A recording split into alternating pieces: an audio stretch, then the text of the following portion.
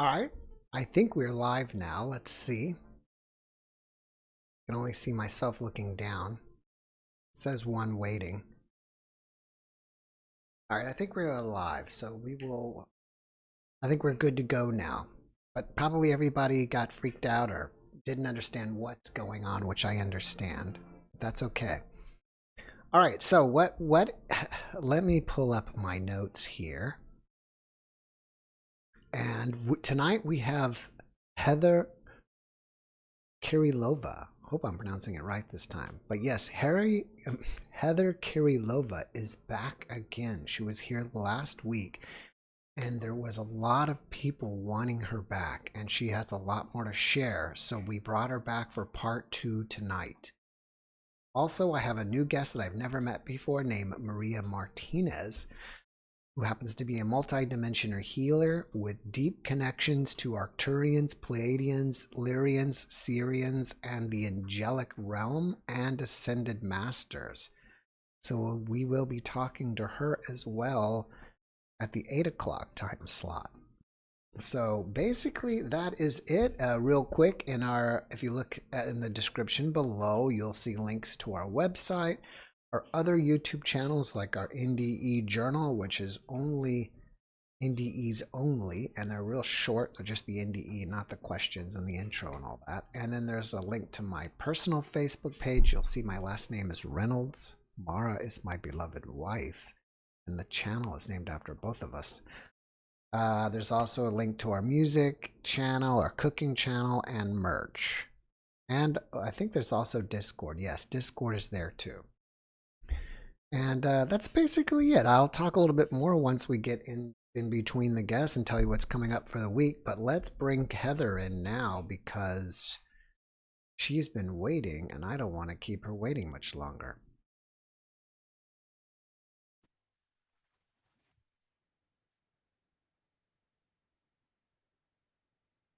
Hello? Hello, I can hear you. We just can't see you yet. Oh, okay. There you are. Welcome Hi, back. Jeff. Hello, welcome Thank back. you. All right, great to see you again. Yeah, you too.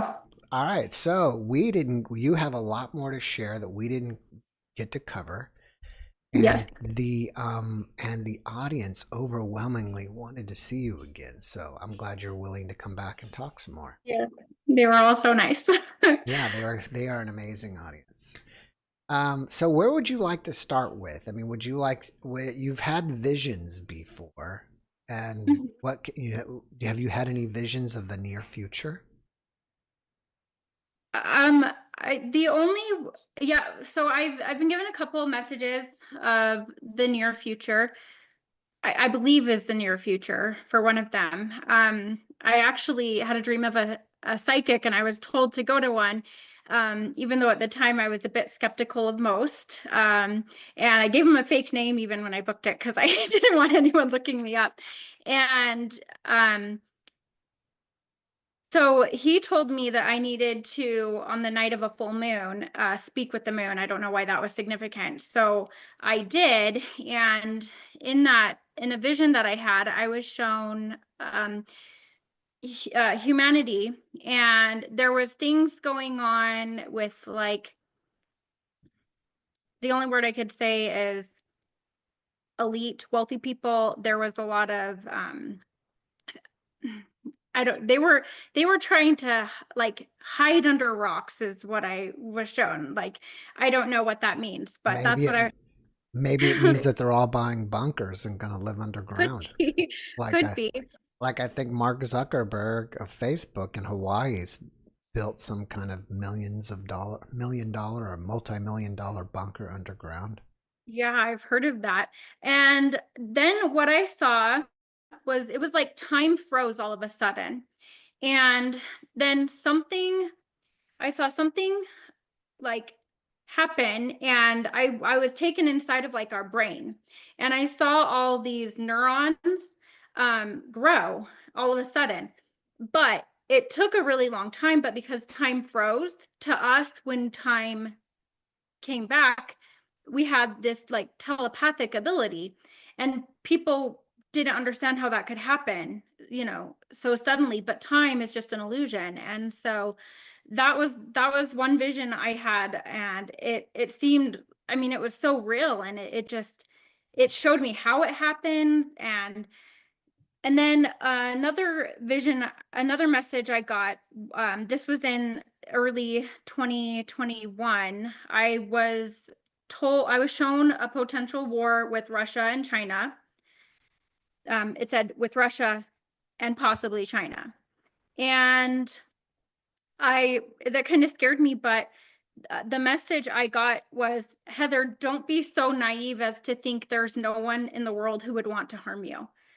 And I feel like I've had a pretty privileged life living in this country where I haven't had, war on my doorstep, but it really was a message saying, wake up, not everyone in this world has the best intentions for everyone. There are people who are willing to harm you. And if the technology exists, you as a people around the world, if that technology exists, must have it yourself. And don't live in a naive world where you're just, everything's okay, nothing bad will ever happen. And that was the message I had of that. Have you And have you had any visions of ETs or UFOs? I had what I believe is an astral projection.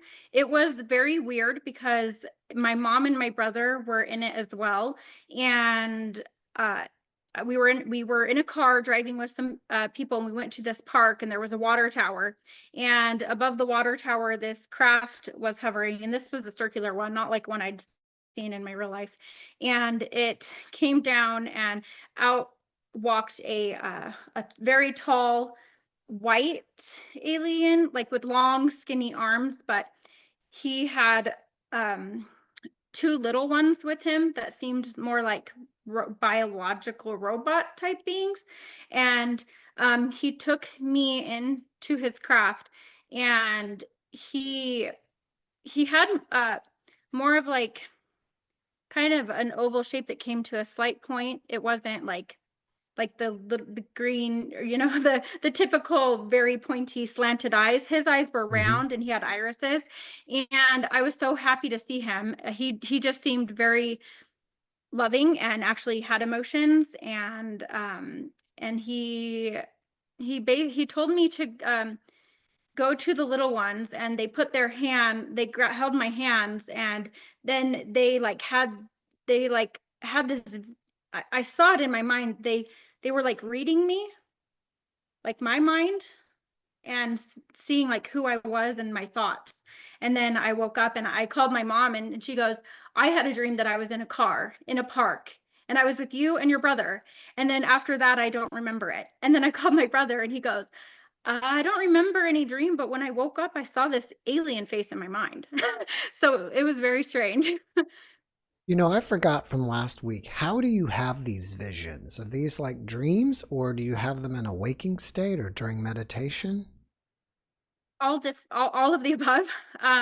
Some are dreams, some are in the waking state, some are when I wake up, and and then I'll see it in my mind. Yeah, and then sometimes I just meditate and pray, and they come to me that way. Sometimes it's with plant medicines Mm. Have you ever when had I'm told to do them. have you ever had a vision of Jesus? Yes. I've had several. So one of my very, very first visions I had when I was in college was with Christ, and I I I had left my religion at that point, so I didn't know. I had no beliefs, and I just wanted to, I was open to the truth. And in that dream, I was taken by this Christ type figure through the cosmos, and he took me through all these like wormholes and showed me reality. And then when he brought me back, he showed me this symbol, and it was a DNA spiral of humans, except for it was plants. Like it was combined with plants. And he was showing me that our needs on Earth are like plants. We need healthy food, healthy soil, and which is our food. Their soil, our version of soil is our food, and to take care of our bodies and to honor life on this planet. And then, What about visions of him returning? well, I think maybe if I share the next vision I had, I did, it'll maybe make a little more sense and I can expand on that. This was probably one of the most significant experiences I've had. I was woken up early one morning around 1 o'clock, and a voice said, "Do you know what day it is?" And I said, "No." And I looked at my phone, and it was 2/2/2022. 2222. And they said, "You're going to get a message at 2:22." And to go to go to my mom's room, because she was living with us at the time. So I went down in the basement, and at sometimes they tell me what I'm going to be getting a message for, and I had been really curious about, who I was. Did I have past lives? Who was I in a past life? And I wasn't getting any answers. I had some like memories and that came into my mind, and so I wanted to know. And they told me they would be showing me who I was, so I was really excited. And I closed my eyes, and I laid down on the bed, and all of a sudden I'm in this dark space, and I see these dark shadowy tentacles coming down from the sky, and it's just this void. And they say to me, find yourself. So they didn't tell me who I was at all, but instead said, find yourself. And I'm thinking, how do I find myself? What does that even mean? I'm in this black void. What does that mean? Who am I? How do I find myself? And then all of a sudden the black void cleared, and I saw this scene, and I was on Earth, and there was chaos, and people, we all looked up at the sky, and there were these craft that were coming. They were huge, like football field size, and they were landing on Earth. And they almost looked like humans, but they were all blonde and had like short haircuts. And um, they came out and were telling everyone, okay, all the light workers, you need to convince everyone to get on these ships. We're going to a new Earth. And come on, get everyone. It was very rushed, and like, you have to make a choice now. And I'm like, what's happening? And I hear a woman's voice. She says, it's like that scene froze, and she goes, you need to choose what to do. What are you going to do? Are you going to go on those ships and tell other people, or are you going to stay on Earth? And I was kind of panicking because they were rushing me. I'm like, I don't know. And then all of a sudden, I saw all the human souls in like a mesh, like we were all connected, and all of us, I like consulted them, and we had to come up with the answer together. What are we going to do? And I I I knew the answer. So I turned and I said, no, we are not going to go. And as soon as I said that, I saw a vision of everyone who had got on those craft. It was like it was like a serpent, and it started coiling and coiling up. And it went that everyone that went on those ships started back at the very beginning of time. And she said, you've made the right choice. This is the first time in the history. Like, I feel like we've done this before. It just was like we've done this over and over and over again, and we always made the wrong choice. And she said, this is the first time humanity has made the right choice. And the other choice was a deception. That is the false God. And that is the God of, so everything will be taken care of for you easily. This earth was sick, and she wasn't well, and our bodies were sick, and many people had diseases, and they were promised, you'll get a new body and you'll get a new earth. You have to come on the ship, you'll get a new body, and it will be perfect. And the planet you're going to is going to be perfect. So you have to have a new body so that you don't ruin that planet. And that was a false thing. It didn't happen. They just restarted time. And then after I saw that, I saw this pathway, and she goes, because you humanity chose the harder path, what seems to be the harder path, it will actually be the easier path, because now you're going to get help. And I saw this winding path, and I saw all these treasure chests along the path. And she goes, this is the knowledge that will be coming to the earth that humanity is now ready for, that has never been given to the earth, because in the past you weren't ready. And it seems like the harder path, but we'll have help with healing the earth, and with healing our bodies, and making this earth that is our earth, that we're a part of, healing it and together. So, and then after I saw that, I saw this like tube open up from the earth to another dimension. And I saw into this dimension, it was the angelic realm. And it was the people, and this was like in the past, I saw a long time ago. And there was a lot of suffering on the earth. And this tunnel opened up, and the souls in this angelic realm heard us crying out for help. And they all turned to each other and said, I don't want to go. That's too scary. There's too much, there's so much pain and suffering, and they don't experience that, because they, feel others' pain. And so they would never hurt each other. But that's not the case on Earth. And there was one being who said, I'll go.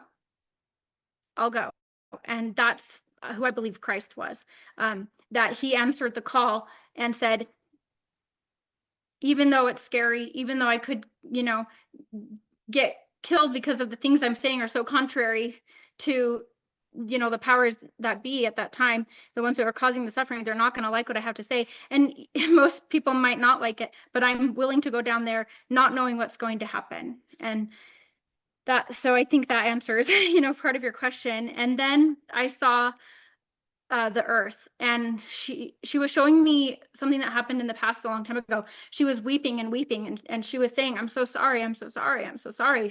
She was just weeping with all of her being. And I said, what's wrong? What are you sorry for?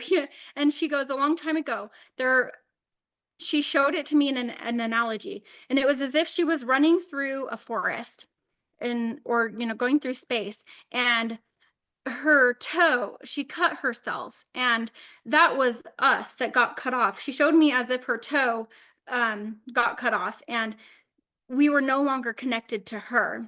Like when a toe gets cut off, it can't receive the messages from the body anymore. And so we were no longer connected to the earth, and she was blaming herself. I'm so sorry, I'm so sorry. And then I saw, like, because it was cut open, just like with a human, if you have a wound, a virus can come in and infection. And then she showed me, I've found you. And I saw myself being stitched back into her body, and I felt it, and I felt that reconnection. And she goes, this is just the beginning, because once the toe gets stitched back to the body, it still has to heal. The nerves have to reattach. Each cell has to connect back to the body. And I think that's what she was showing, what we're going to be going through, is that reconnection and that healing. And that help is because we're connected to her again, her central nervous system, her knowledge can now come into us and help us. Do you feel that the earth loves us and likes having us here? So what she showed me, I saw humans, and I went inside her mind, and it was beautiful. It was so perfect and balanced. It was perfectly balanced with justice and mercy, with no error. And she saw and felt all the pain of everyone on the earth, and all the other beings, and everything, all the pain that we cause other people. And she showed me a lot of hypocrisy.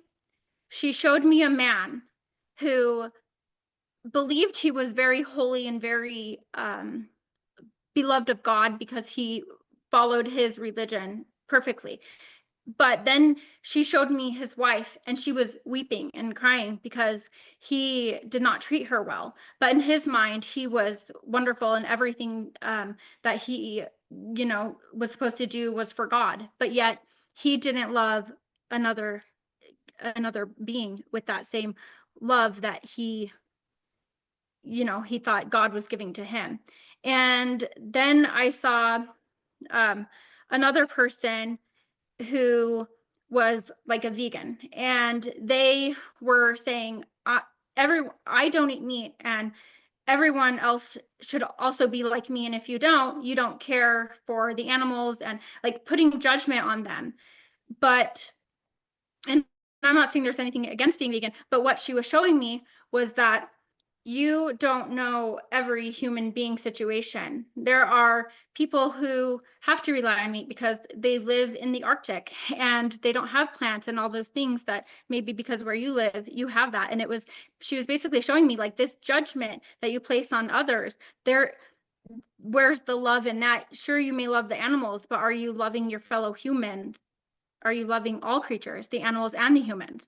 And then there's people who love humans but not animals, and it's like we pick and choose who we will take care of and love and show kindness to. And she told me that it's like if your body has cells that go rogue, like cancerous cells that go ill, do you still love your body? Of course you do. But do you want it to heal? Yes. So, or you go, so at some point, it's like getting a fever. If there is something inside of your body that is making you ill, it has to be healed.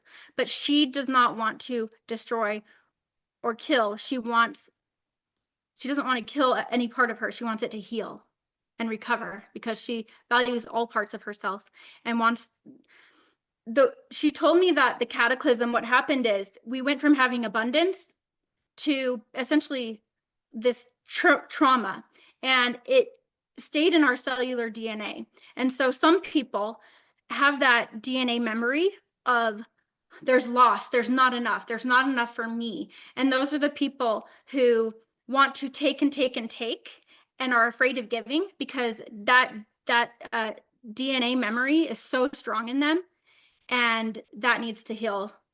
It's like a fear-based trauma response that is carried on from that past. Now, this cataclysm, was this the Great Flood or before it or something coming in the future? It was something in the past. And I didn't see what it was. It was she just showed me the analogy of being cut, and she said there was, a cataclysm. Hmm. I didn't see what it was. Okay. All right. Do you have any more visions, or have you want to move forward into That was also when she showed herself to me as pregnant. And the she Earth showed is me, pregnant? well, so I was just seeing the roots of her, the image that she was showing me, and she told me that humans are the roots, part of the roots. And then I said, can I see the rest of you? And she did, and she was all things. She had arms that were like human, but they were also branches and feathers. And then I saw her face, and it's like she was showing me she was all creatures on the planet Earth. And then she showed herself to me as pregnant, and she gestured to her right as if someone was off screen and I couldn't see. And then I saw her partner, and she had a male partner, and they stood there. And she showed him to me, and they stood side by side, equal. And I think that represents, the honoring both the masculine and the feminine, the balance, and honoring both masculine and feminine, male and female. That makes sense. Yeah. Now, have you been back to Arizona lately? I went one more time. I I was told to go there, and we were actually driving to Tucson when a fire broke out, and we weren't able to pass through Flagstaff, and so we had to take a detour last minute, and we ended up going through the Hopi lands, the Hopi reservation, and I was told, you're going to get a message while we were driving through here, and we had to pull over, and I the earth was speaking to me, and she showed me technology, and she says humans are pursuing technology so much. There's so much focus on the new tech, the new tech, and the new tech. And she's kind of funny. She goes, humans need to reconnect to the original World Wide Web, which is beneath your feet. And I thought that was very clever of her. And she said, I'm very impressed with the technology that you've created and the internet. She says it's like a synthetic version of what the Earth does. The Earth is a vast network that is connected, and you've created that in a technological form. And she goes, I'm very impressed. But however, you need to focus on the Earth as well. It can't all be technology. You need to have that foundation, because that is what creates all life. You can't pursue technology when the earth beneath your feet that keeps you alive is suffering. So make the earth a priority and let that be secondary. And we've got it completely reversed. And so that was her message on that. And then I asked her, why am I receiving all these messages? Who am I? And that's when she told me, show them the way, show them the way, show them the way. And then she essentially, like, lately I've been asking, what do I do to move forward? What's the next steps? And it's to be working with other people, to use our creativity to make these changes on the planet Earth, the way and not only just to heal the earth, but the way our society functions and how we do everything.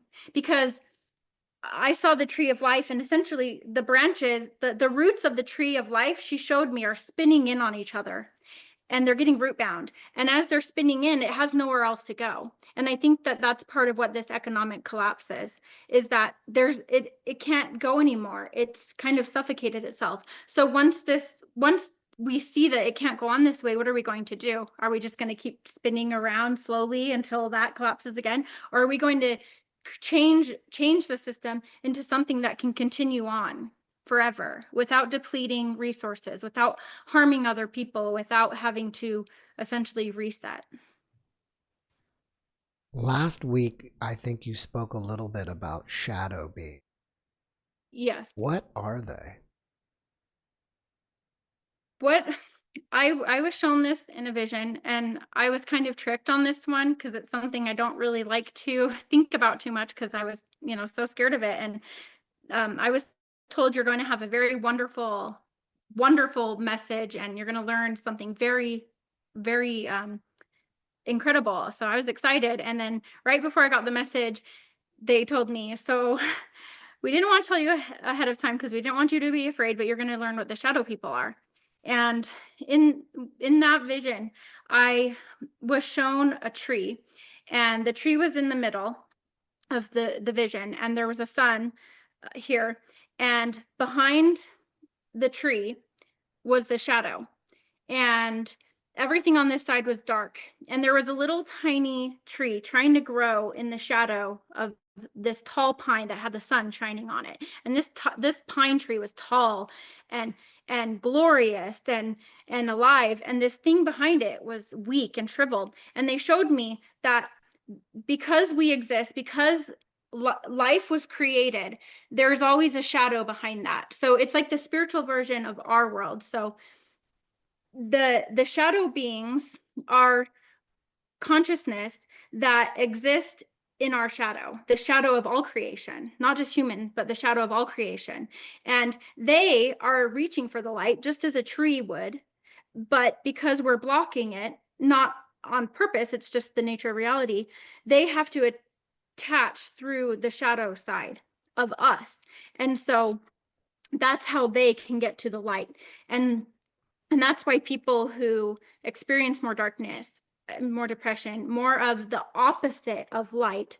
Light creates life, and the opposite is death and destruction and pain and everything that is the opposite of that. And so you can get these beings attached to us trying to feel what it's like to be alive. And that I actually wept really, really hard when I was shown this, because I felt what it was like to be in that shadow and not to have that the light of existence on you, and how much they some of them hated life because they couldn't experience it, and also hated the how much we hated them. It was vice versa. We look down on them because they're dark, they're not us, right? And so one thing I was shown to do, and if you sense, or this was advice for me, is that if I sense or see these beings, instead of saying, go away, go away, go away, I'm afraid of you, instead take the light that is shining on me and bring it inside of me and send it out. And they can either be transformed by that light and that love, or they can choose to leave. But that's a much better, loving, kind thing to do, because if we believe all things are created, you know, by all, everything is one, then if those are not part of existence, then if they weren't created by God that we were created by, then who created them? There is, the darkness is only a secondary effect of the light. It's a byproduct of it. You can't have the sun without a shadow. And so to hate on them is not the way, right? Do you think the shadow beings are trapped in the shadows? I'm not I think if we become the light and send it out to them, they may have an opportunity to leave, right? Like if a tree that's getting light, it can share roots with other trees around them and share that life. I'm not sure 100% on the answer of that. I just was told to send love out to them instead of hate. Can they go to the light? Perhaps, I'm not sure. But I was some people, I was shown people who practice dark magic, witchcraft, where they pray and think that this darkness has power. The darkness is only there because of light. And so light is always going to be more powerful than darkness. And so I asked, well, what is the difference then between working with the light and working with the dark? And they said, in the dark, it is always sacrifice of others, because that is the opposite of the light, which is sacrifice of self. So, for example, when you pray, you're taking your time to reach out to the light. When you fast, you're giving up food, and that is a self-sacrifice. When you, even with plant medicines, they're not enjoyable. You're giving up your comfort and consuming this medicine that the earth made, and for seeking, you know, guidance. And that is the opposite of people who work with the dark side. And in the dark side, there's beings, but then there's also our own shadow. The tree casts its own shadow. And sometimes when people do this dark magic and they see these things appear, sometimes it's just your own shadow dancing, and you're making your own shadow do these things that you think is a separate being, but it's actually just your own shadow dancing. But it is never, ever as powerful as working with the light. So someone who thinks I'm going to sacrifice, I know this is dark and I don't like thinking about this, but it happens in our world, and it happens, you know, a lot in other, and also in other countries and other cultures. It happens a lot more than it does here, but it happens everywhere, where they'll sacrifice someone else. They'll sacrifice another animal, thinking that it gives them power. But that is not the way, and it will never be as powerful as working with the light. Do you think that we should, um, we should remove them from our lives? And if so, how do we do that? by not feeding your own dark side. The more darkness you create in your own life, the stronger that will become, and it will attract them like a beacon, sending out this dark energy that they will be attracted to.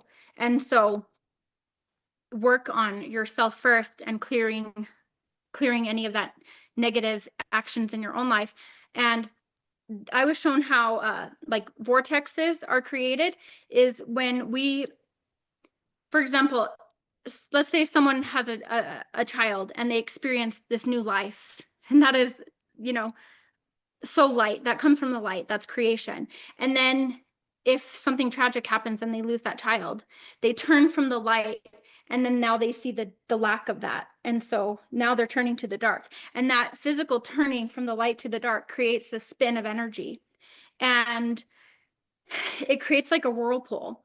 And the more people get stuck in that darkness and don't ever turn back to the light, that energy just keeps on spinning and spinning and spinning. And if, let's say someone dies tragically, they experience trauma, maybe they were harmed by a parent or they were in war and they experience this traumatic event, and they turn from the light and suffer this darkness, they can get trapped in this spinning vortex of energy and not be able to get out of it. And that's where we as humans, especially if we have a lot of strength and light inside of us, can help reach down into, it's like I was shown like a river. Life flows like a river, and the energy should be smooth and light. But then if there's a space, it attaches to the land, and you can walk into a space and feel this like heaviness. That's the vortex of energy. It's like sucking you down. Like if you were in a whirlpool in the river, you would feel weak, you would feel tired, it's exhausting, it's draining. And that's what a lot of people experience when they live in these haunted houses or these places where they feel that energy. But we can reach in, like a person on a boat with a life jacket can help bring them out and send them to the light again.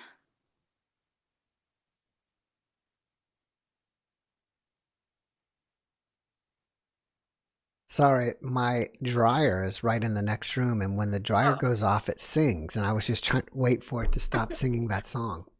okay. Are you open to questions from the audience? Yes, absolutely. All right, guys, if you would like to ask her, Heather, questions, have at it, and what you should do is type them in all caps, because that way I can spot them easier, you know? And so we're happy to take some questions here, and it's there's always a little bit of a delay before they'll see this. So while we're waiting, do you think Yeah. humans have been genetically modified? Yes. I didn't really know or think much about this, but when in one of my visions, I was shown, and this is very strange to me, but it was an alien race who genetically modified us. And I was told that don't ever let any other group or being think that they own you or can control you just because they genetically modified you. And I was also shown that every species has the right to create what it wants without intervention from another group, because that is our power on earth, is to create what we want by what we love. And so when you find, some people find another human that they just love so much and they say, let's create another one of us, and the plants do it and the birds do it, and we all are in a constant state of creation.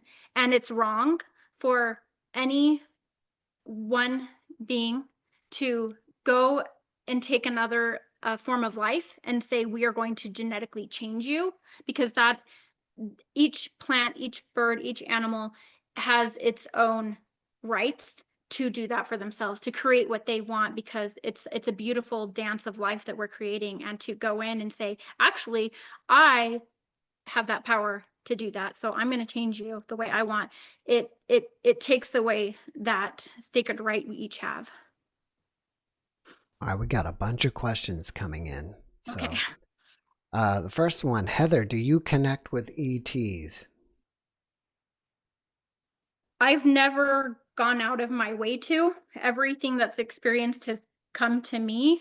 The only things I've seen is the craft, and then in dreams and visions. I have seen the Greys one night, and they they seemed very robotic, like they were asking for help, like they had changed their bodies so much to try to live for a really long time that they've become more robotic and less biological. Like they don't experience emotions like we do, and it just felt really eerie, and I didn't like it.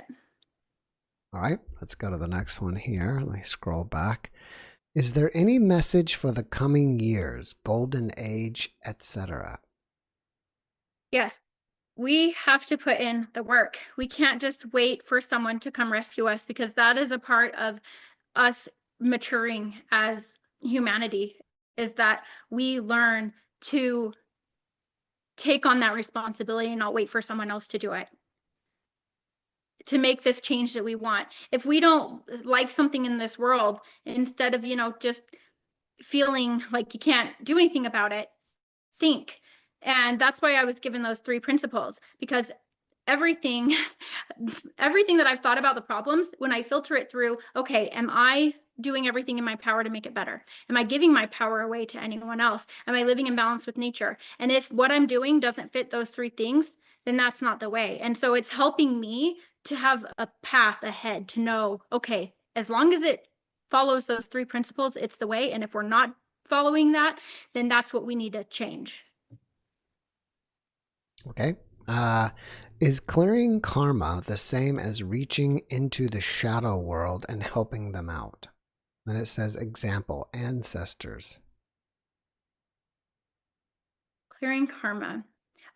I suppose in a way it could be clearing karma on behalf of another being. So if they, let's say they were tragically murdered, and that being that murdered them, obviously they don't care, they're gone, or maybe they do, but they're not living anymore, so they don't have the same power that we do in a physical body. And so you can, on behalf of the universe, which we all have a right to do, help that being to get out of that dark space. And so you're more just clearing that energy. So if that's what you consider karma, it could be, but we can do it for any being, even if we didn't actually harm them. We can show them that love that they didn't get. All right. Someone's asking, are you going to start a YouTube channel? Yes, I have my YouTube channel at Heatherlova. I haven't made any videos yet, because I'm trying to figure out exactly how I want to do that. I have a hard time just talking to a camera and not being interviewed. So that's something I have to figure out how to move past. But yes, I do want to make videos, because there's so many things that I've been shown, and experiences and things that I'd like to share, and especially with focusing on the path ahead. Okay. Let's see. Do you see peace for our planet coming anytime soon? If we work harder than the parts of our earth that don't want peace, we have to work harder. And it was a real wake up call when it said, if you want to see this change, we could be told by all the angels in heaven exactly what to do. But unless we do it and follow this path, what it's us. We're the ones we've been waiting for. So we're getting help and guidance, but it's just taking those steps bit by bit by bit, and not feeling overwhelmed like we can't do this. We can, and we can bring that peace. It's just going to take effort, but I think we have guidance now that's coming in that we didn't have as much before. All right. Let's see. Do you know anything about humans living on biospheres when they finally ascend in the near future? And then it says, I also don't known as the golden timeline. never had any knowledge of that given to me, or Yeah, I think that's a bit of the opposite of what I've been shown, is that we need to take care of this earth. Okay. How can we determine whose experiences are immutable truth when there are so many timelines and perceptions? So many timelines and perceptions. Right. Oh, for the future. Yes. I think that's why in some of the messages I've been told this is a probability of the future. There's also a point where you reach a certain point as a society where there is only one way that is going to happen, but we do create the future.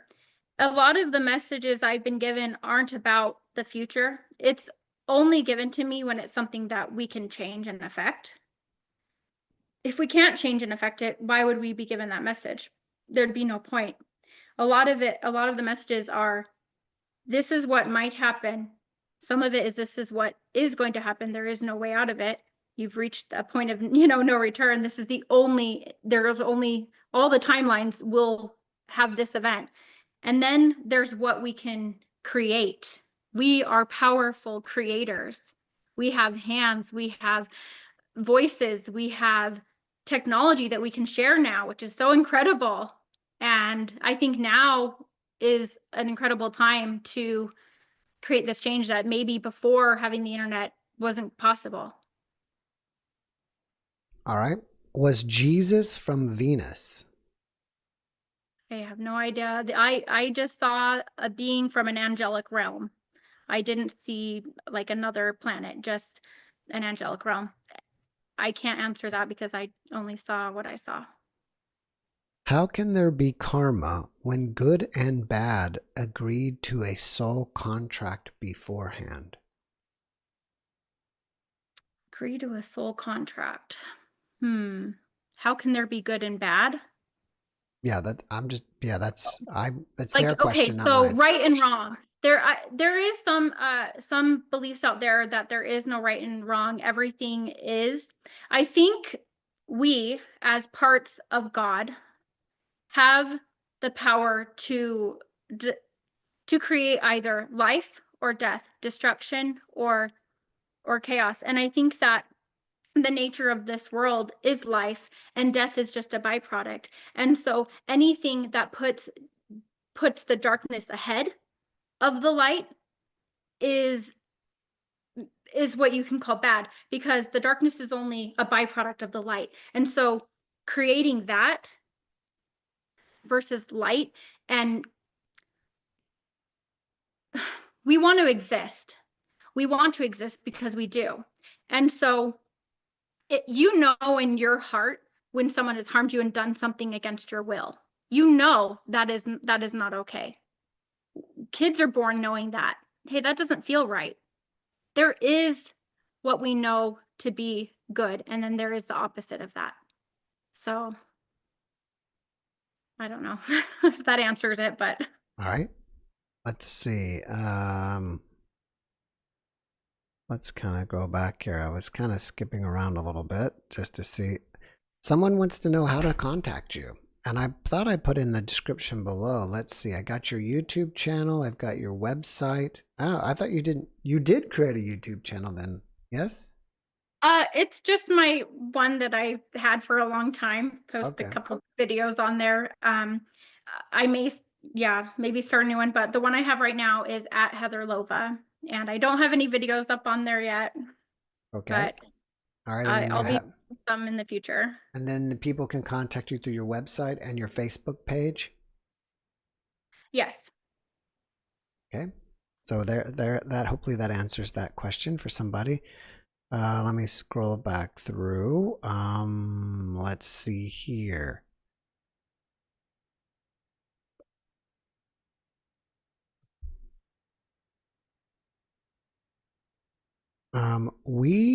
It says, don't we almost have to give our energy to something? Our kids, religion, social groups. What is really having your own energy? And then it says, it's all influence. Question. That make any So, sense to you? I don't quite grasp what they're trying to say. Can you think of how that should be interpreted? Well, I'll just go on because I've got more questions. I got to keep Okay. going here. How do we put our ego aside?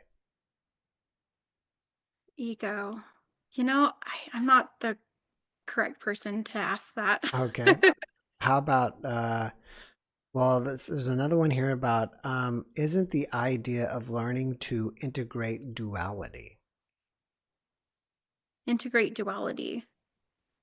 Mm, I don't, I'm, I mean, duality, yes, duality is what creates our existence. Hmm. I don't know if we necessarily have to integrate it because it just is. It just is what existence is. You have the light, and then as a byproduct of that is the darkness.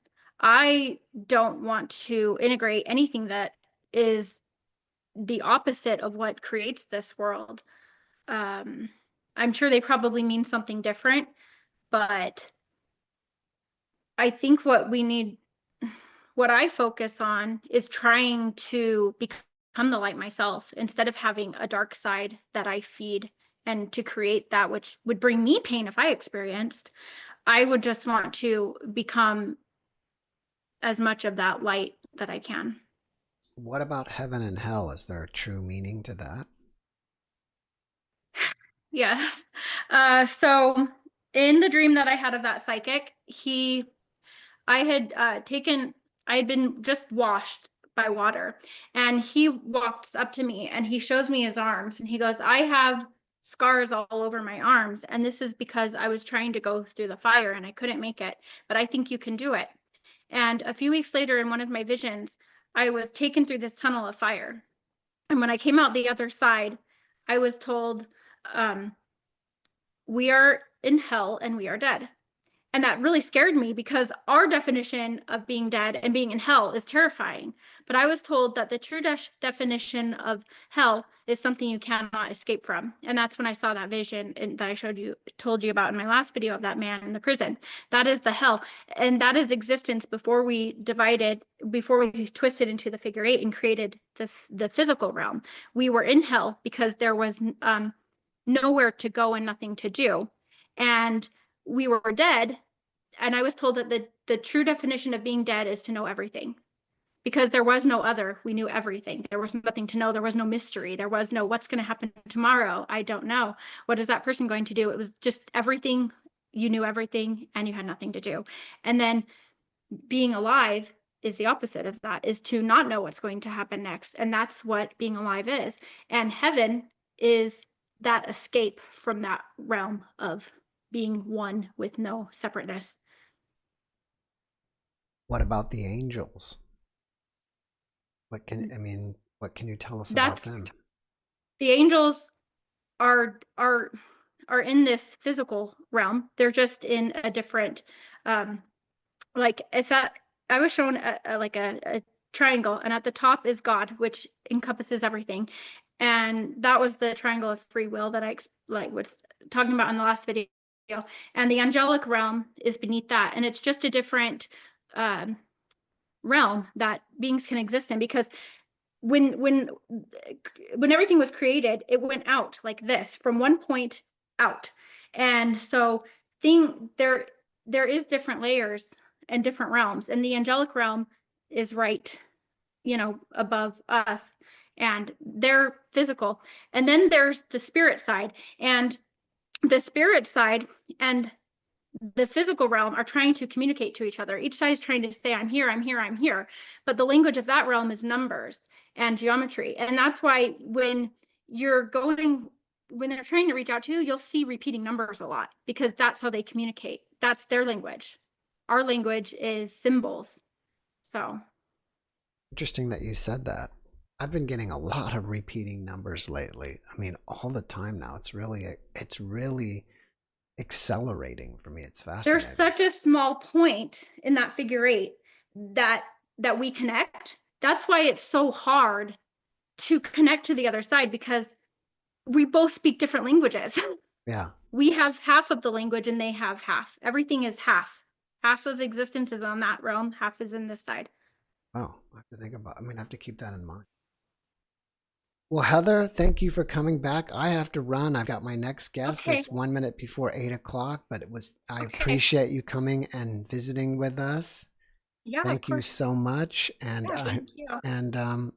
and you did a good job. So thank you. Thank you. All right. Take Have a care. great week. Have a great rest of your evening.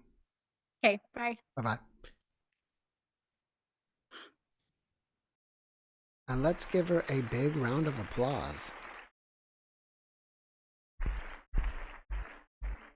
All right, so let me tell you about our next guest. There we go. Let me turn that down a little bit.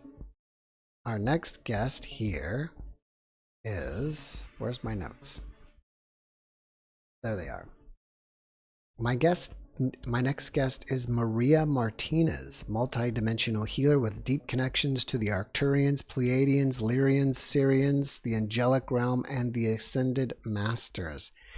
She works intimately with these higher dimensional beings and other light architects of the galaxies, channeling their divine wisdom, healing energy, frequencies for ascension, and universal intelligence. So we will bring her in right now and see. I have not even met her. I've only corresponded with her on email.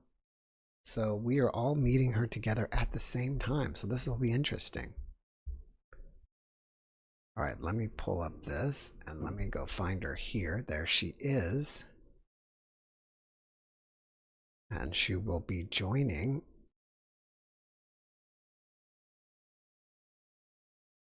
And we'll get to meet her. And Penny says she seems repeating numbers 3 times a day. Well, welcome. That's pretty cool. We're both seeing that.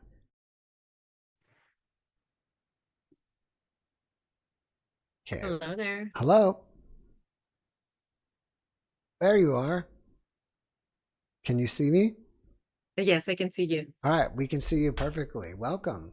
Thanks for joining us. Thank you. Can you hear me okay? Yeah. Can everybody, I'll let the chat know. Can you guys hear her okay? If I need to turn her up, just let me know. Where are you from?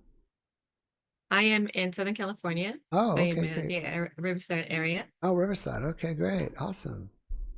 Well, thank you so much. Hello, everyone. And thank you so much for joining us. So when and how did you awaken? I would say that I came in awake. You were born that way? I was born that way. I have recollection of seeing spirits, working with spirits, at a very early young age. I would say 4 or 5 years old. And then through sharing these experiences with my parents, I realized that I come from a lineage of a shaman. My grandfather was a shaman, and my grandmother also was a very powerful healer.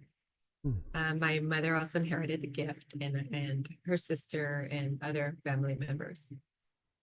So yeah, so I 4 or 5 years old, I was already doing the work, my soul mission work, which was retrieving fragments of spirits, trapped spirits, and restoring them back to the human body and integrating them back.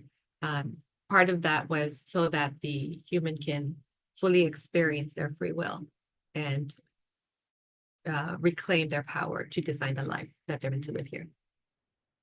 So from the beginning, or I guess from since birth, have you been in contact with all these ETs?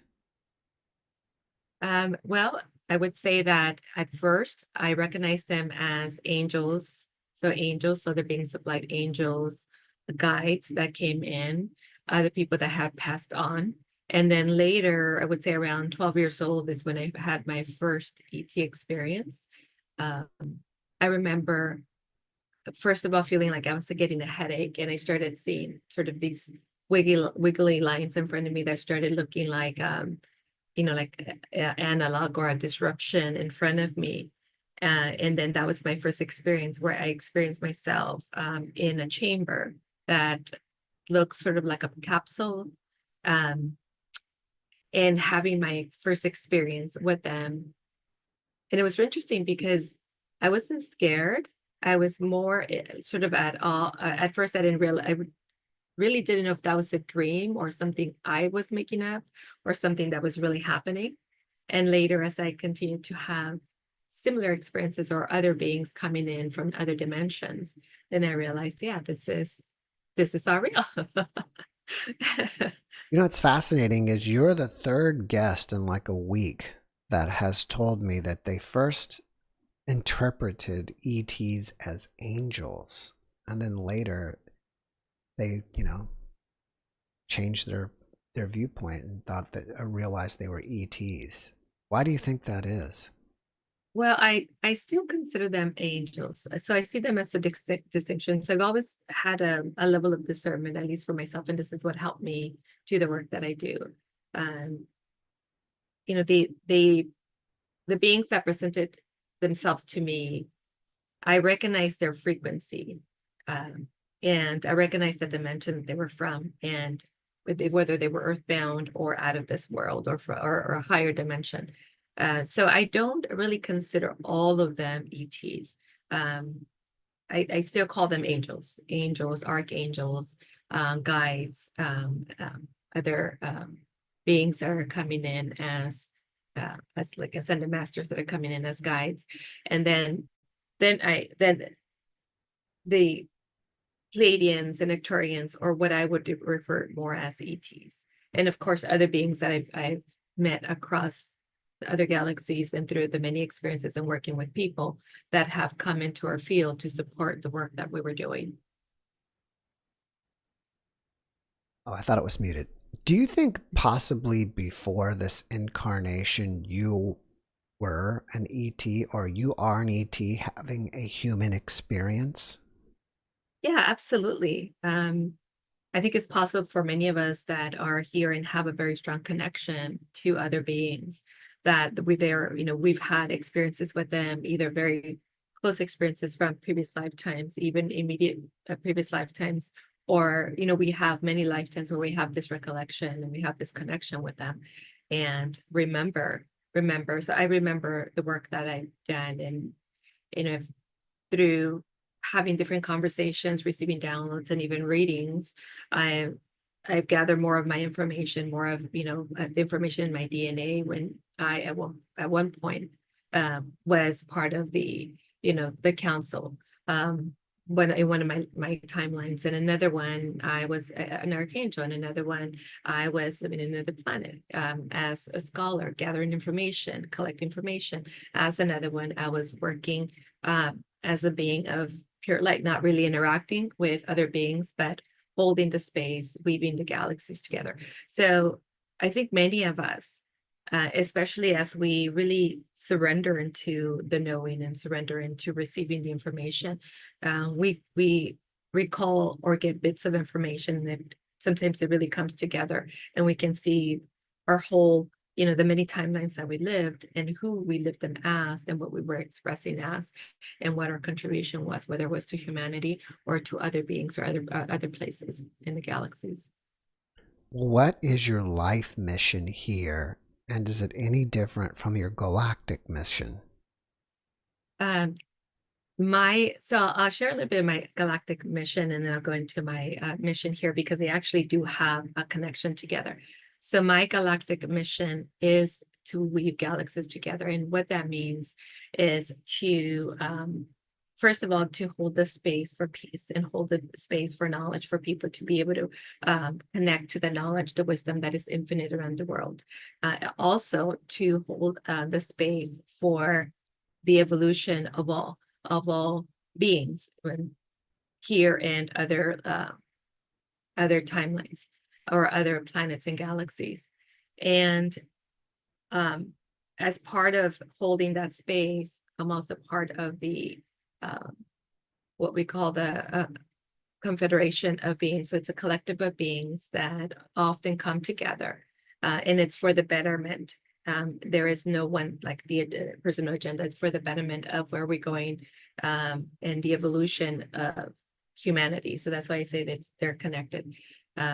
Here, my mission is to help people awaken to that higher knowing, to awaken to their infinite self, to awaken to their mastery, to awaken to the freedom and their free will, so they can, first of all, design who they want to be, decide who they want to be, and hold a higher frequency and become a beacon of light for everybody else. So as they step into their power and their home frequency and their awakening, they're also remembering who they were from other timelines. So they're bringing in that knowledge and thereby elevating themselves, their state of consciousness, and elevating everybody around them. And again, there's the evolution, there's the expansion, there's the awakening, and the also discovering of ancient and bringing it forth ancient knowledge, technologies that we had available to ourselves, and using them in a way that it's going to be helpful to humanity, for humanities. So what I'm seeing as I'm saying this, that technology is sort of a key to a deeper awakening and a deeper beingness. So a higher frequency, a deeper, higher frequency that is there for us.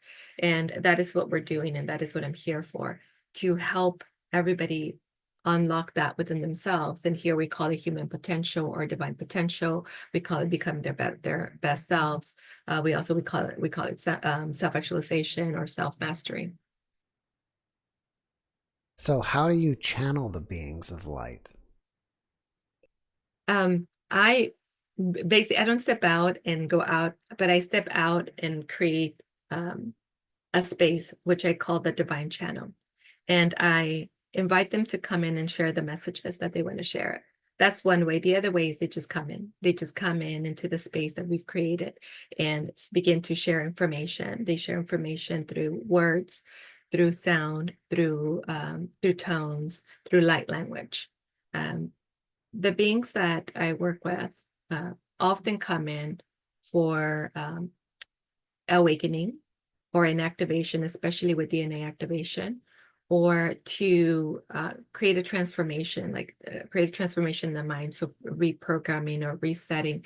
And how they do it is they take back the individuals that I'm working with to the original source of knowing, so to their original point of creation, and then unlock that part of themselves and integrate that so they can remember and have that transformation at the multidimensional levels.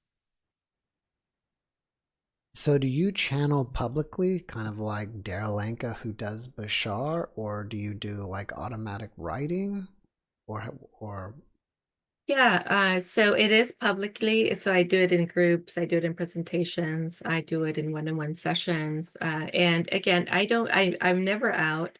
That was sort of a choice that I made. I wanted to be present. So it's not like they completely take over and then they come through me. It's I'm here and then they're here too. And, I'm translating or I'm providing the message, I'm sharing the message as they're sharing it with me. And I'm also explaining what other things that they're showing me. If they're showing me a picture of something, or if they're showing me a code, I can relate that. But yes, I do it publicly as well. So I do it in groups, in speaking in front of audiences, as well as in one-on-one sessions. do you feel like channeling for us tonight? Sure, it's not something that I command, but because we're in the space, it's already here. It's already something that when there's a message, which others, I would say there's always a message to share, that they come in and share it with the audience. All right, well, I'll see if the audience has some questions for who will you be channeling? Like Lyrans, Arcturians, Pleiadians, Syrians? It's the collective. So it's the Arcturians, Pleiadians, Syrians. So it's the collective, and it's the divine feminine of this group that it wants to come in and share. All right. Like I said, I'll give the audience a few minutes to ask, see what they come up with some questions.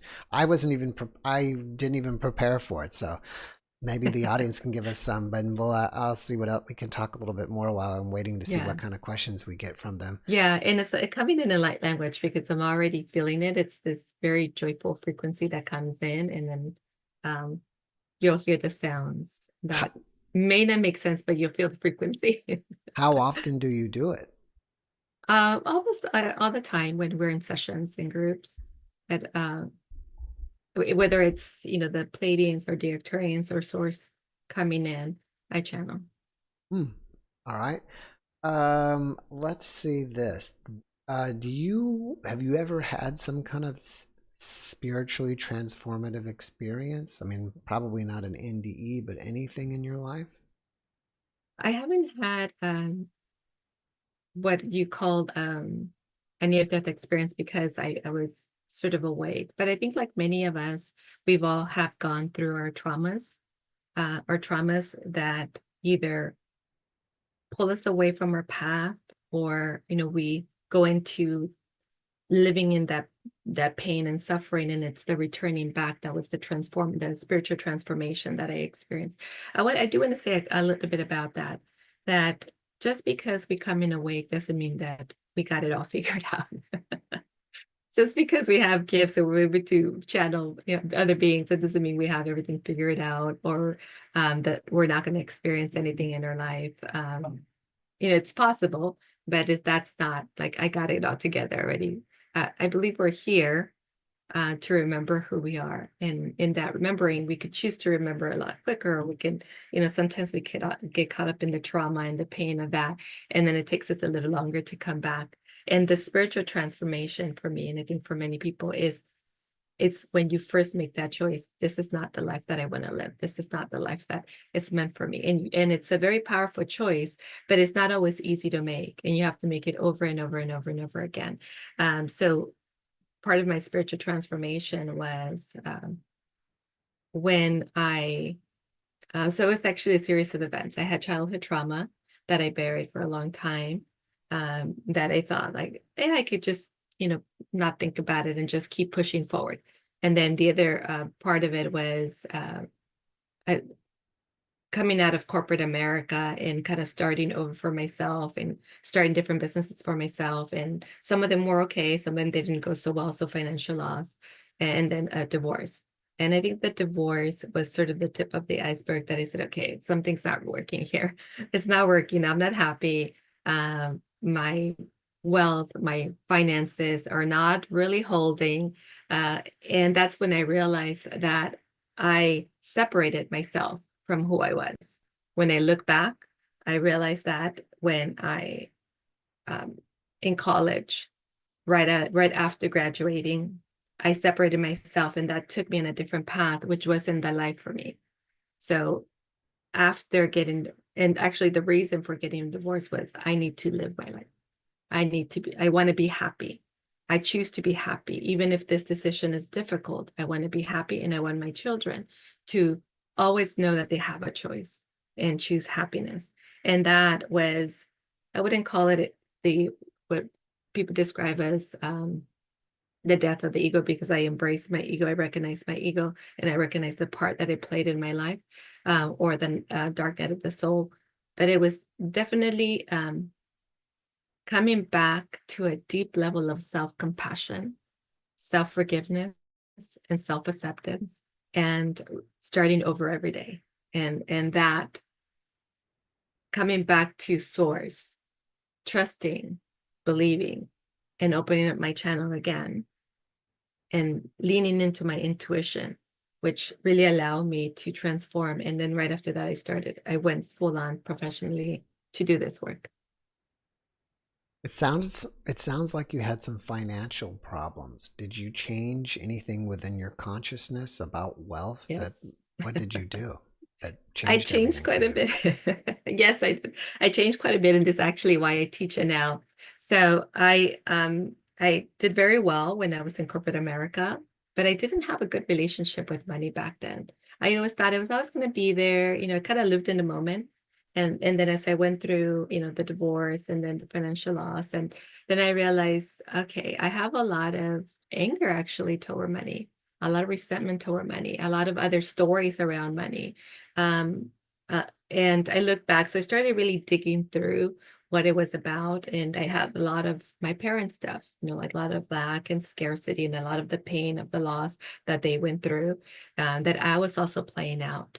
I had a victim mentality, which wasn't supporting me attracting the wealth that I wanted to attract, or the way that I wanted to live to support myself and my family. So I worked through a lot of my programming, mental programming, lack and scarcity, my unworthiness, my undeservedness.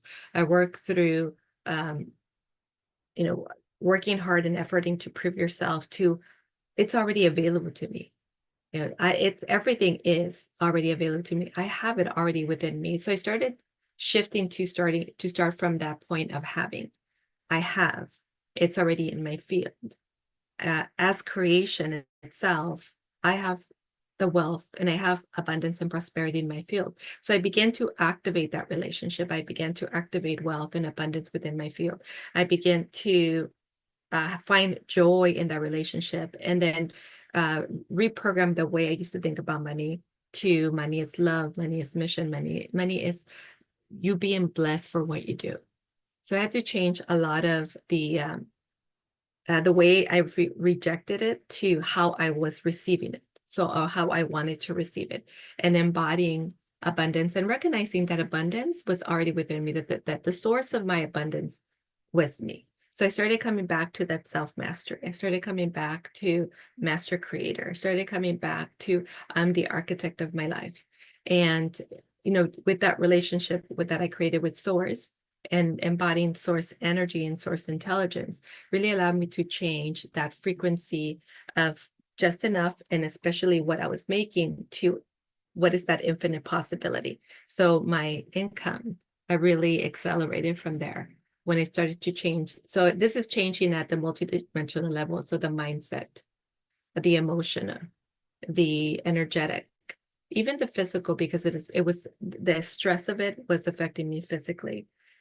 So at the physical level as well, holding the energy of money differently in my field, as well as clearing the ancestral, clearing the karma from other lifetimes, clearing agreements of poverty and lack and suffering for other people, and feeling unworthy and deserving. So all of that deep programming that I did. And so I work with Source, and I work with the Pleiadians. I work with the goddesses, Mother Mary, Mary Magdalene.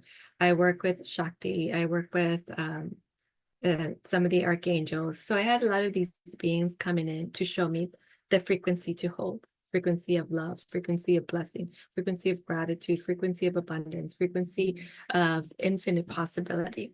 And then I started moving into the field of infinite possibility and dreaming bigger, not limiting myself, not setting conditions, breaking through the barriers, and really relating to money as, first of all, being in relationship with money, wealth, and prosperity. So all forms of what money looks like. So money, abundance, wealth, prosperity, riches, opulence, affluence, philanthropy. So all of those ways of expressing wealth and expressing money, expressing happiness.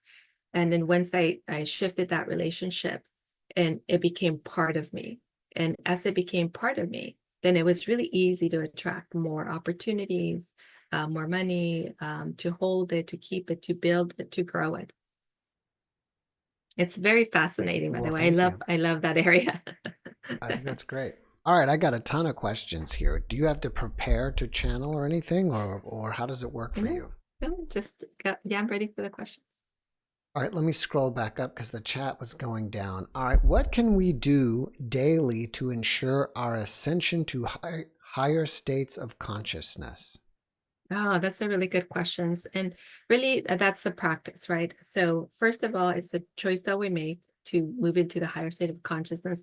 Then is, what is that beingness, and embodying that beingness, and then calling in the higher frequency.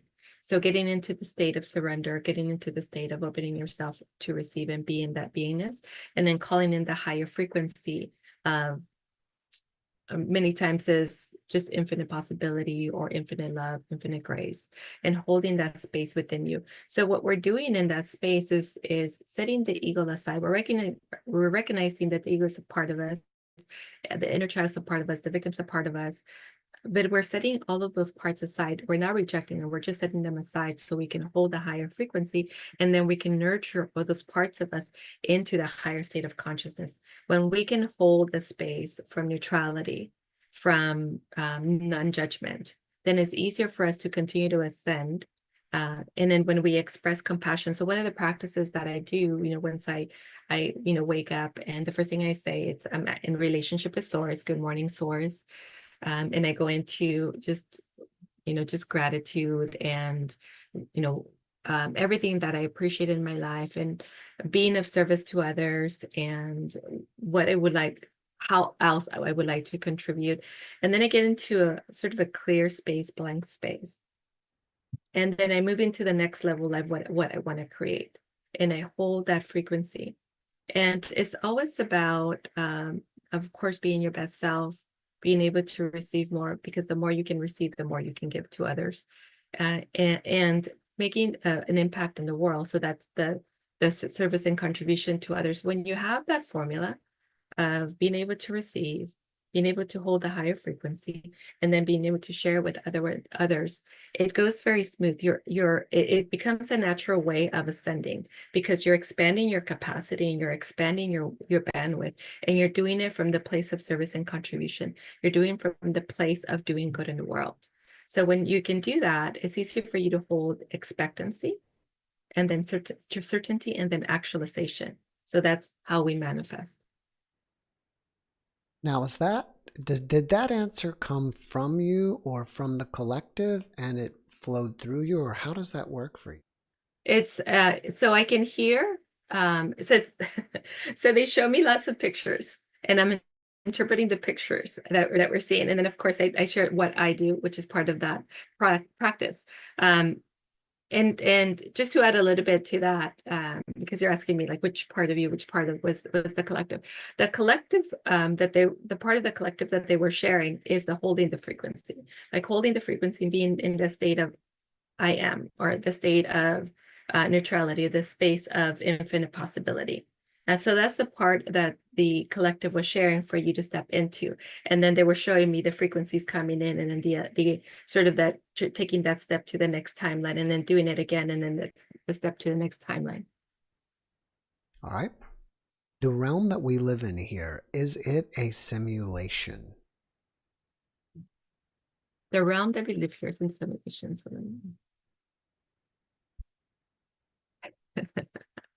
So so they think it's an interesting question that you're asking. So if we think of it, so this is different. So if you think of it as simulation, then it's like a trial run, right? Like let's see how this works. Let's simulate it. So they're saying it's not necessarily a simulation, but we do have redos. So they're saying, it doesn't mean like if you make a mistake or if it doesn't work out, that's the end of it. So it is not quite how the question is coming through as a simulation. But it is like, because we live in multiple timelines, you get to do it, and then you get to do it again, and you get to do it again and again and again. So they're saying if we were to answer the question the way you're asking, then we say yes, but you get multiple tries at the simulation. Do the ETs know when we're going to have full disclosure? Open disclosure, and there'll be ETs here on the Earth with us, and we'll be one big galactic family. So what they're showing me are dimensions.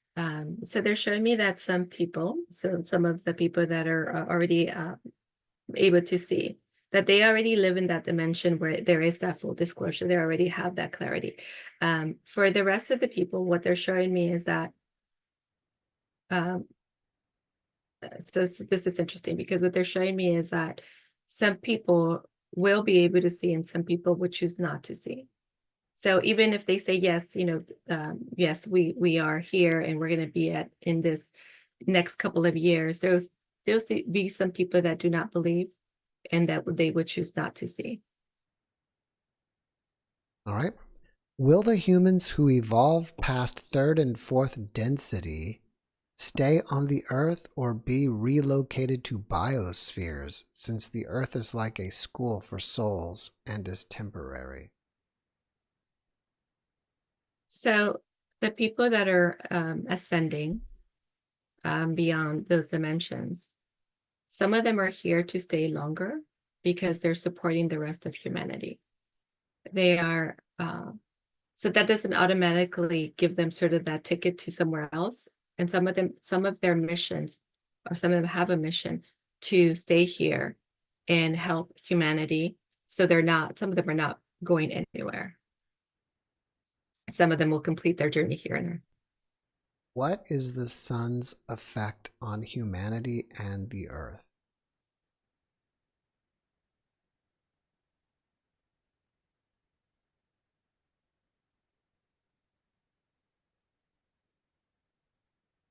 They're showing me the light of the sun as energy, and they're as vibration.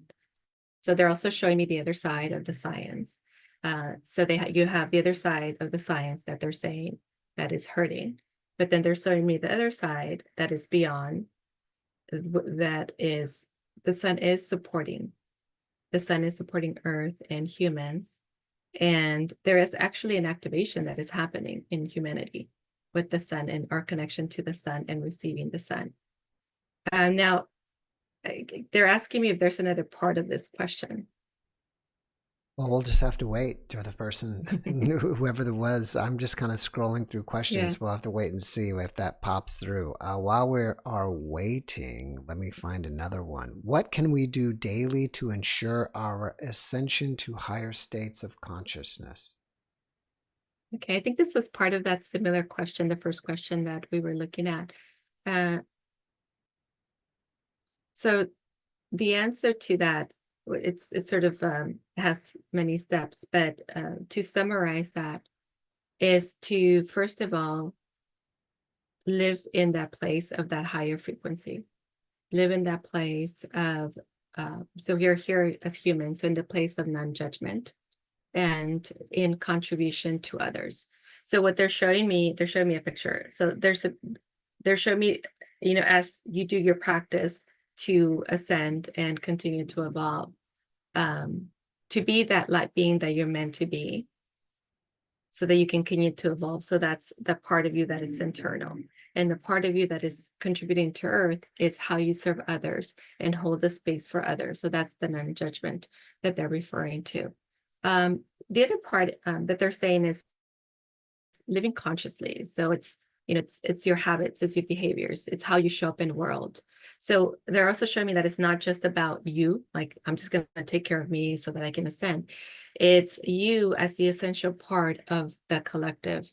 And that essential part of the collective is taking care of yourself across your multidimensional body. So it's how you think, how you feel, like, and how you feel about being here and now, and how you show up to others, and that's in the compassion and in the contribution that you're to others. It's like they're showing me like a light bulb turning on. So when you ask the question, what can I do, is become the light bulb, become that light.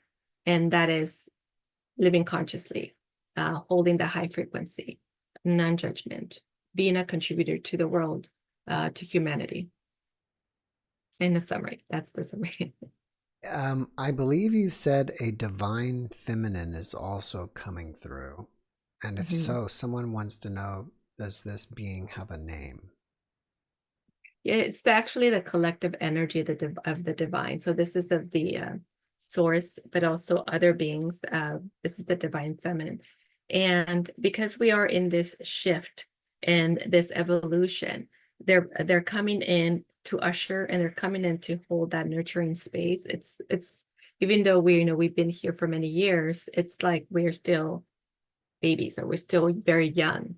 And that divine energy is coming in to help us to the stage of our evolution to the maturity that for many other galaxies is thousands and thousands of years. So that divine feminine that is coming in, it's a collective energy, collective consciousness of other beings, and some of them are Arcturians, some of them are Pleiadians, Syrians, Lyrans, and Orion.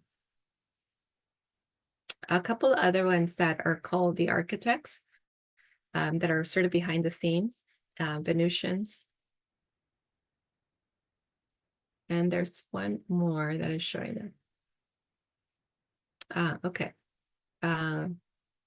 So this divine feminine energy is not specific to other planets, but it's from other beings. And these are the goddesses. This is Isis and Hathor. So all of that collective divine energy, so source, again, sort of being in the forefront of it, they're coming in, and it's a very soft energy, but it has a very high intelligence. It's, you know, you can sense the love, but it's very evolved, and you can sense the compassion, but it's very strong. It's like a push forward.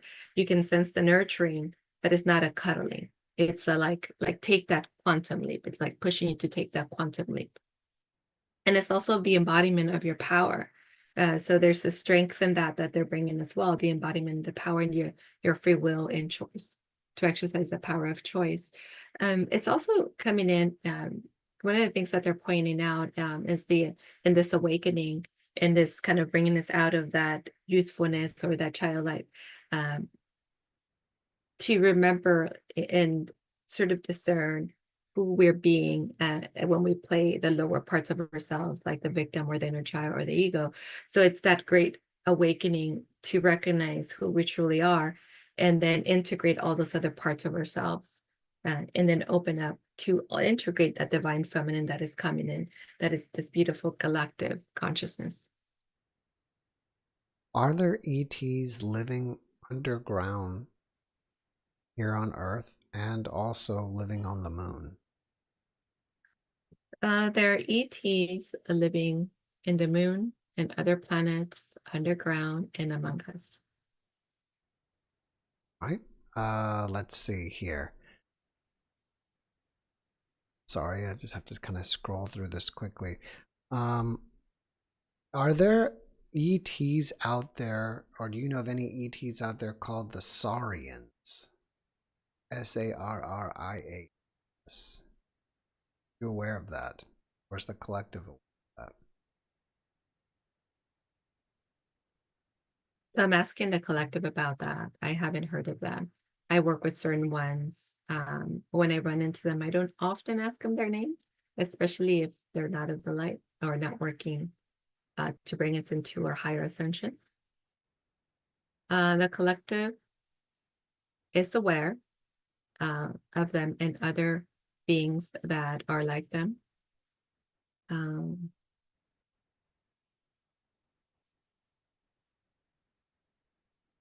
Yeah, some of these questions they're asking, is there another part of this question? We'll see if there's a follow-up to that one. Have we entered the age of Aquarius? And if we haven't, when will we? We have entered the age of Aquarius.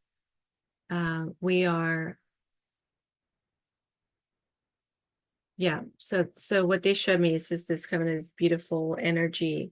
It almost looked like going through a beautiful waterfall and being like going through the waterfall and just going like right after. So it looked sort of like this door, and going through this door and then being right there. So what they're saying is in the early stage or phase. So in the early age of Aquarius.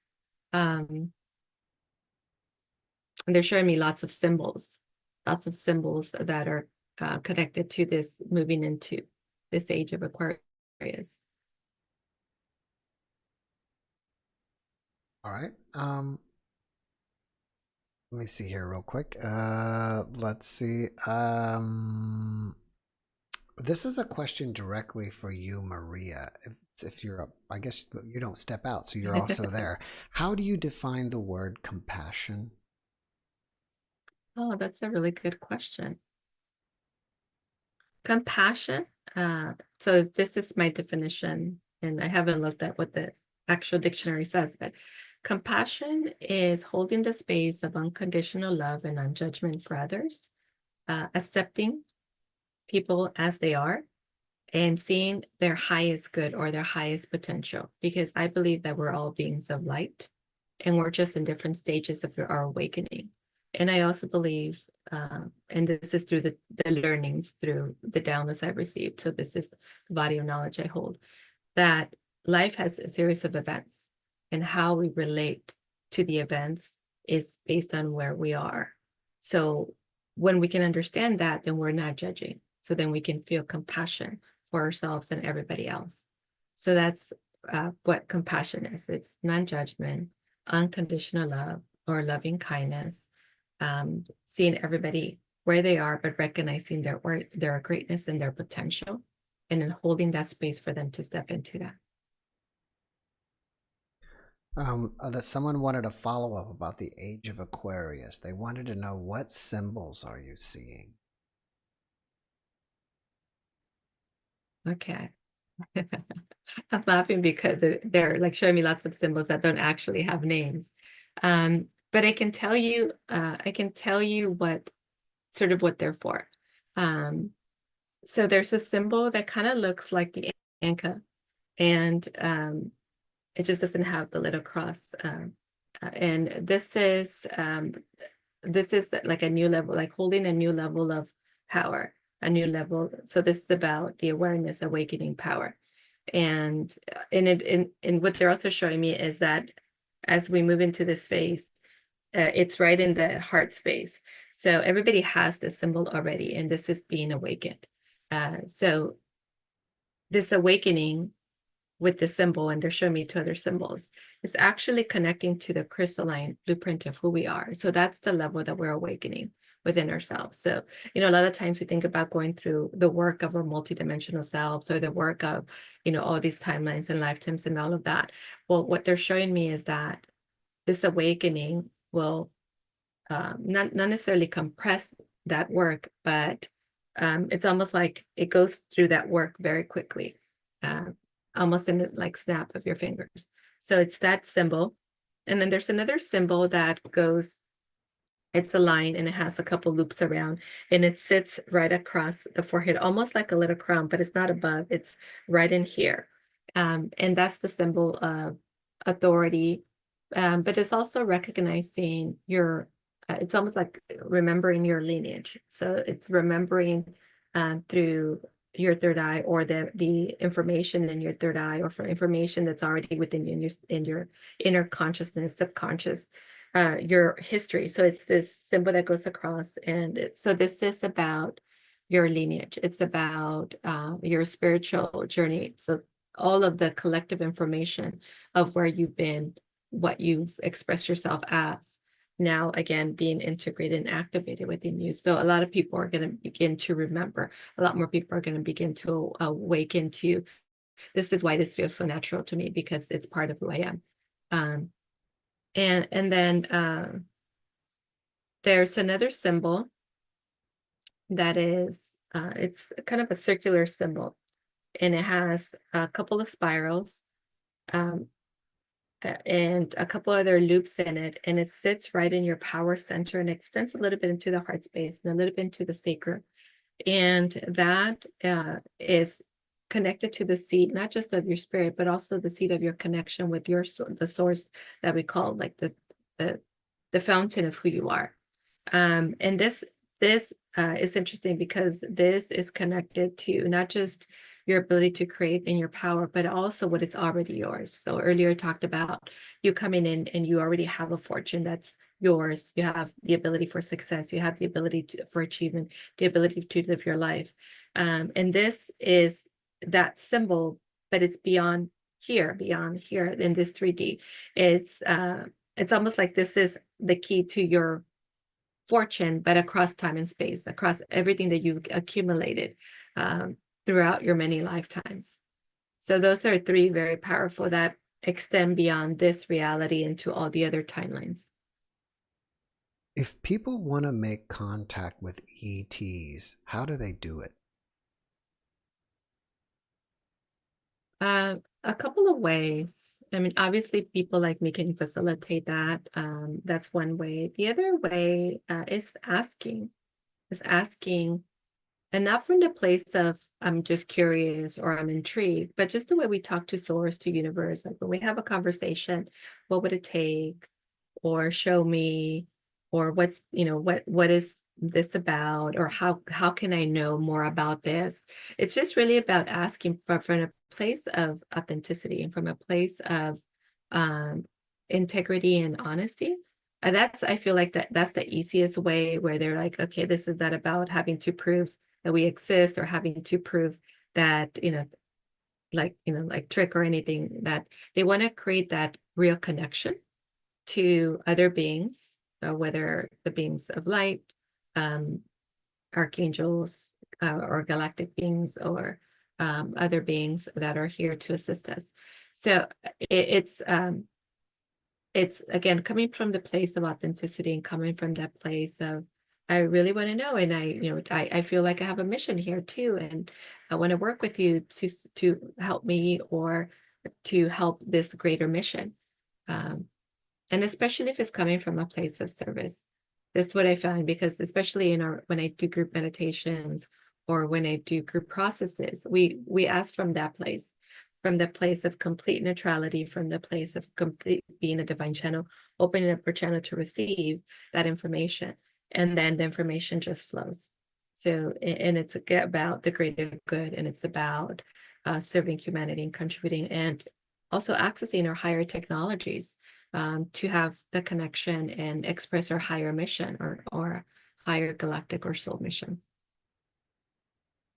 This question's for you, Maria. Have you ever seen a UFO, like outside in the night sky? And if so, have you actually ever been on one, like been abducted or anything? I have seen in the night sky UFOs. Physically, I haven't been in a ship, meaning like they stopped in front of me and then I went into the ship. However, I have been on many ships in the astral plane.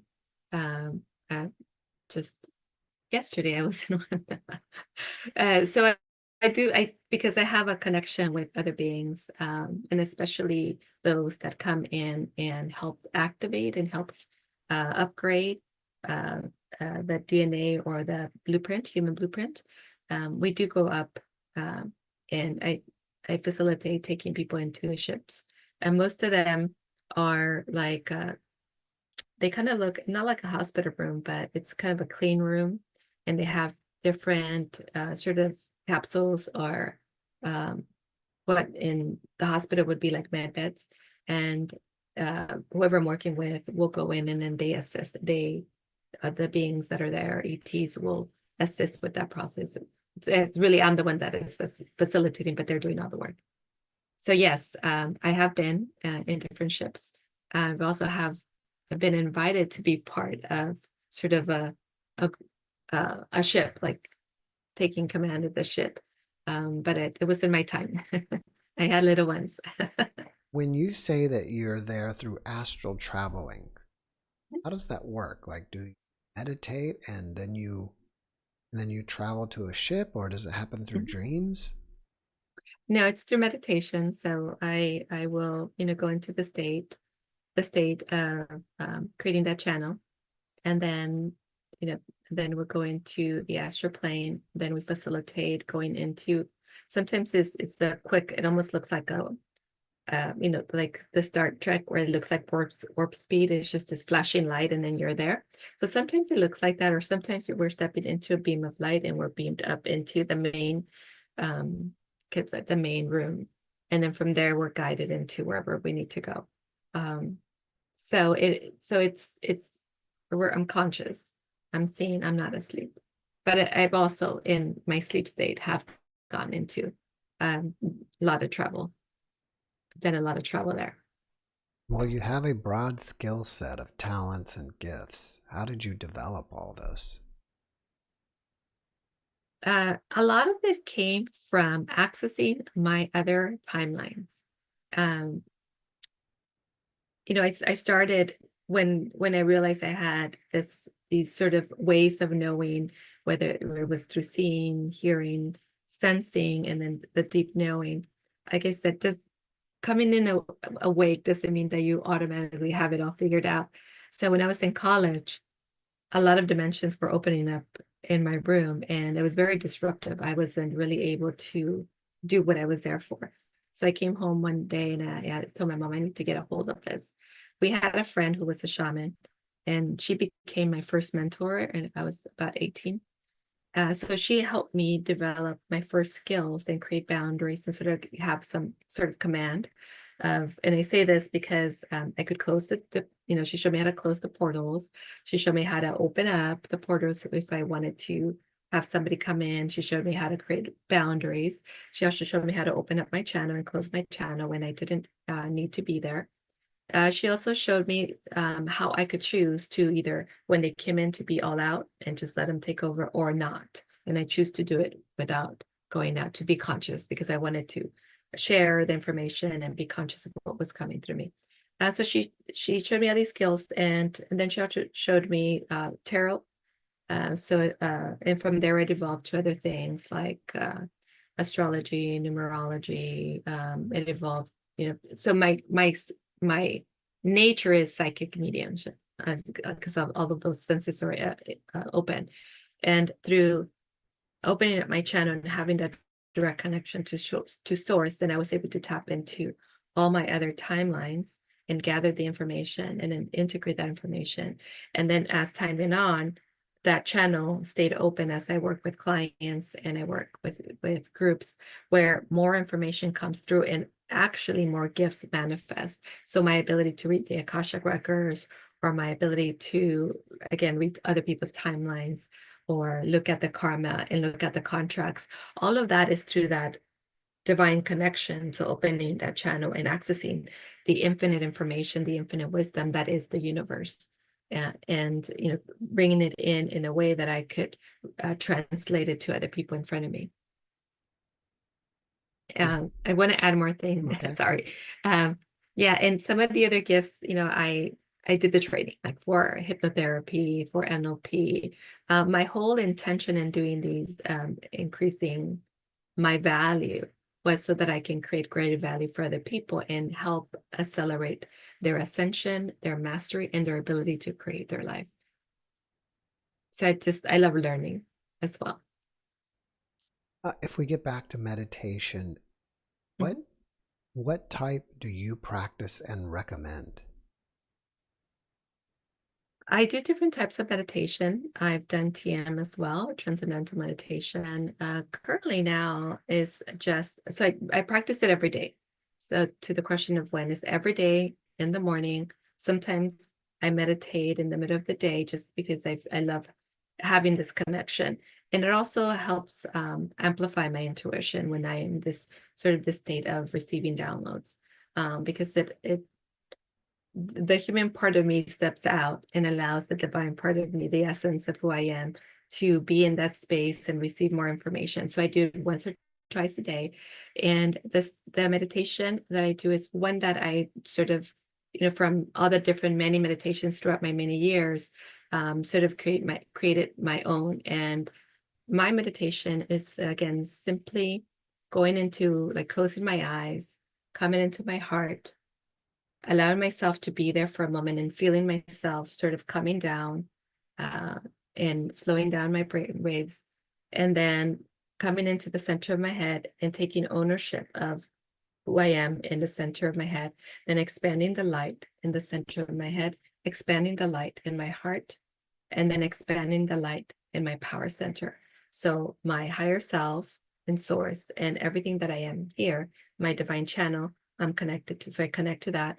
Then the soul part of me in my heart space, and then the spirit part of me.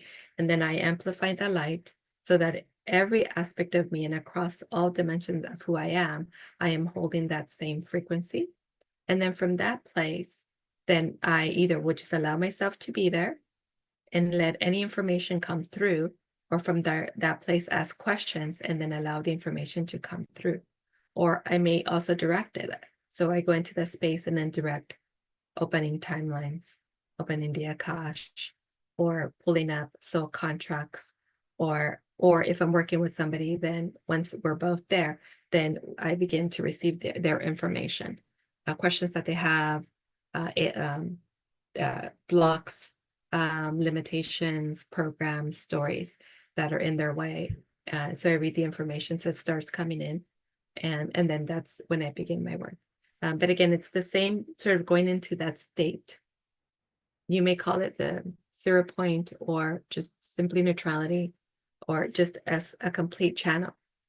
And then from there, everything else comes through. Well, I didn't get any links from you. So if people want to find out more about you and what you do you have a website or a YouTube channel, or? or what? I do, and I apologize for that. Yes, my website is 360prosperity.com or evolve 360.online. Those are my two websites. I am on YouTube, Maria Martinez or 360 Prosperity, on Instagram, 360 Prosperity, and TikTok, 360 Prosperity. I'm also on LinkedIn as Maria Martinez. And you can send me any messages through there. If you have any questions on my website, I also have a free discovery call. So if anybody has any questions of what's going on in their life, or what is the next step for them, or if they're looking to unlock more of their gifts, their potential, you can ask me there. And then I can direct you to anything that I have available, or to having a conversation of how I can help you. Thank you. Maria, before we finish up, can you leave us with one last positive message? What I wanted to share with you really quickly is light language that was coming in for everybody. Oh, Can great. I share that with you? Sure, of course. Okay. Yeah.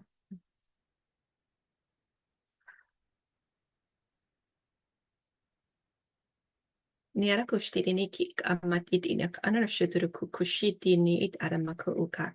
Ik ar uk an anano yutur shuru diyama yetiana yatastakana yatio kukurama. Imgayet yet an udurunit it ustro uk an yet iramawoto shoot. I nayara uturu te an ayat uk mayatistiki in atiato sturu mautu utistikianaya. Isha wo aya nia iat yok go ut ara neut ut yat ish iraka. Im gaya tiratashtada umai tiarayatoshikoshira unaya.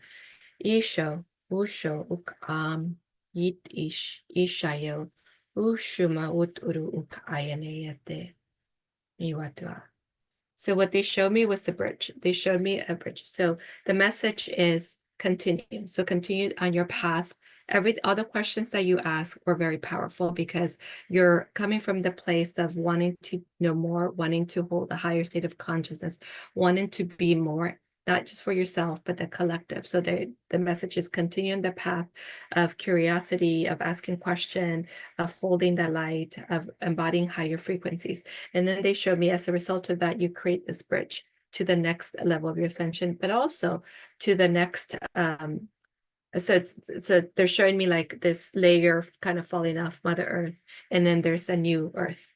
So you're creating that bridge, and you are that bridge in the work that you're doing. So they're grateful for that, and also sort of it's a praise for all of you that you're here, and that you're doing your part in this ascension work, but not just for humanity, but also for Earth and all the beings alike.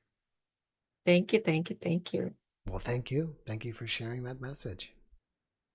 Thank you, everyone. All right, Maria, thank you so much for being my guest. I wish you massive success in whatever you're doing, and I hope you have a great rest of your weekend. Thank you, and also to you. Thank you for having me. I really appreciate it. All right, thank you. Good night. Bye. Good night. And we'll give her a big round of applause.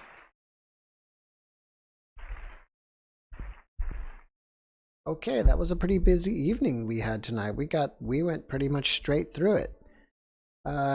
So coming up this week, tomorrow I'm supposed to meet with Harvard, I guess the chair of Harvard Astrophysics, Dr. Avi Loeb, about there was a asteroid called Oumuamua, and he thinks it's potentially part of a UFO or something, and we'll be talking about that and other things, the Galileo project. But he's a pretty big time guest. I mean, he's been on Joe Rogan and all these other people, so I hope you guys will really enjoy that podcast.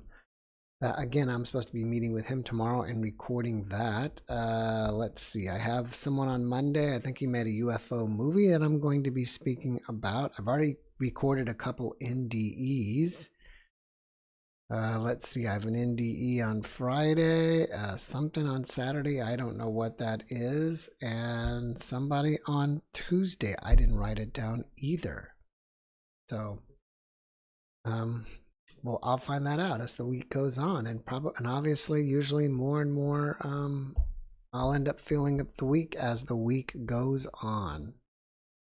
So with that, I believe that's about it. I want to thank you guys all so very much for hanging out with us. I had Mika here in my lap. My camera probably couldn't see her, but here she is, and I guess it's time for her to get another haircut because you really can't see her eyes. So you see her hair just kind of falls down in front of her eyes, and then I have to pull it back so she can see. And I'm losing my earphone, so I can't hear. I wear 2 earphones. I have a special device so I can hear like the background, like the music and the applause and stuff. So I have to hear it through that headphone, and then this headphone is to hear the guests. So they're like, so I can hear the guests. So I have like 2 different things going on for me at the same time. And Mika, I think everybody's happy to see you. I'm seeing yay Mika. So they're all happy to see you here. They're glad that I woke you up just to come in and say hello. All right, guys. Thank you guys so much for coming and hang out with us tonight, Saturday night. I hope to see you back next weekend.